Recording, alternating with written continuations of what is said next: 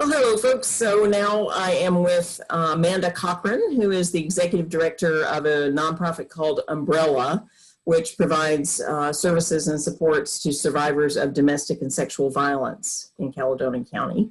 So thanks very much, Amanda, for being with me today. I'm happy to be with you. Thanks. So could you maybe start by telling us what Umbrella does, just kind of an overview? I know there are a variety of different programs that you offer. That's right. Well, our mission is to cultivate a Northeast Kingdom where all people thrive, free from abuse and oppression. And we do that in a variety of program areas. Our first is our advocacy program, which supports survivors of domestic and sexual violence. And we operate in the Northeast Kingdom, which includes most of Orleans County, Essex County, and Caledonia County. So we provide that work throughout the Northeast Kingdom. We also offer supervised visitation programs for families who are there because the Department of Children and Families have required supervised visitation or courts. So we provide that safe place for families to reconnect. And we also offer economic empowerment programming. And so that has our main program through that is Cornucopia, which is located in Derby, which is a job training program for women with barriers to employment. And so we package and prepare food for Meals on Wheels while training women who have not been in traditional job workforce, and we help prepare them for jobs, and then help place them and keep them there. And then lastly, we have our Kingdom Child Care Connection program out of St. Johnsbury, and that is we support families in getting subsidized childcare and appropriate referrals for their kiddos, so that parents can work or do what they need to do. That's great. You're very busy then. Yeah. Yes. So can you tell me a little bit about the history of Umbrella? How long has it been around, and how many families do you think you've helped over the years? Wow, that would be a really big number. But we started in 1976. So it's been quite a while. And the organization was started when a group of women came together because they wanted to bring a female OBGYN to the area.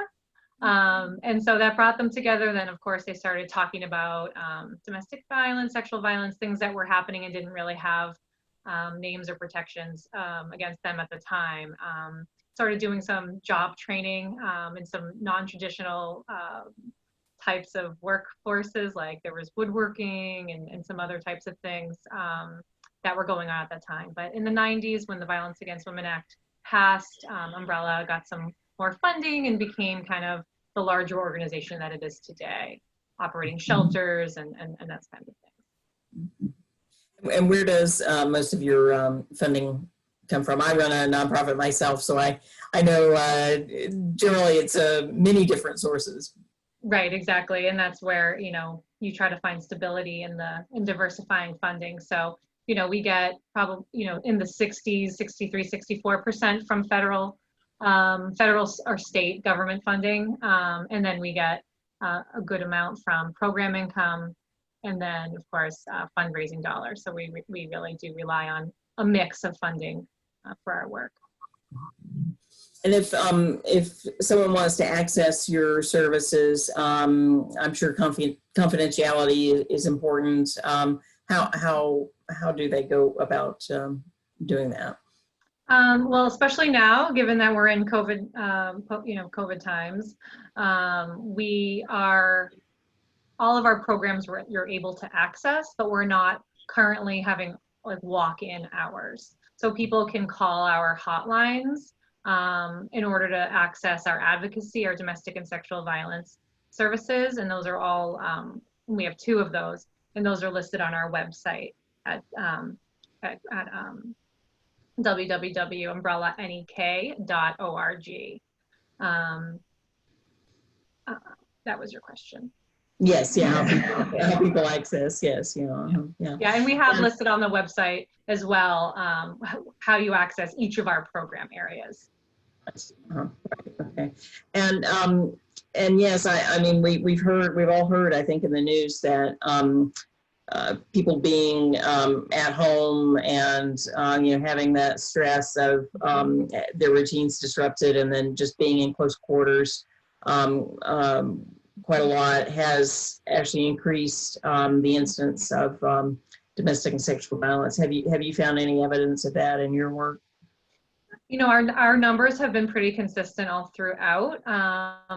I must say, I think what we did see is that the violence that we were seeing was actually escalated, was worse than in past. So while, we saw some pretty tough situations kind of just be exacerbated, I think, by the added stress and people losing jobs and all those things that can exacerbate when there's already power and control being used in a relationship. And so luckily last year we did get, we expanded our emergency shelter in Newport and in St. Johnsbury. And we also have transitional housing program within our advocacy work. And so we were able to, support people throughout COVID when they needed to find another safe place to be, our safe place to be.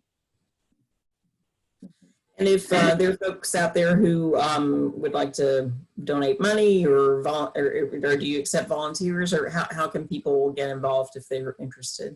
Yeah, so, as COVID hit, we were planning our gala, which was in May. We have a spring event that is our main fundraiser, our only real fundraiser in the community.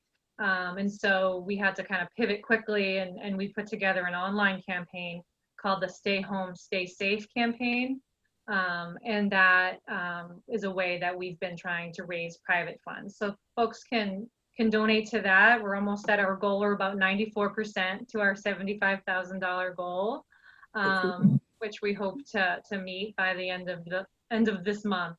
So people could access that on our website, and it's umbrella, as I said, umbrellanek.org, and then the Stay Home, Stay Safe campaign. Great, terrific.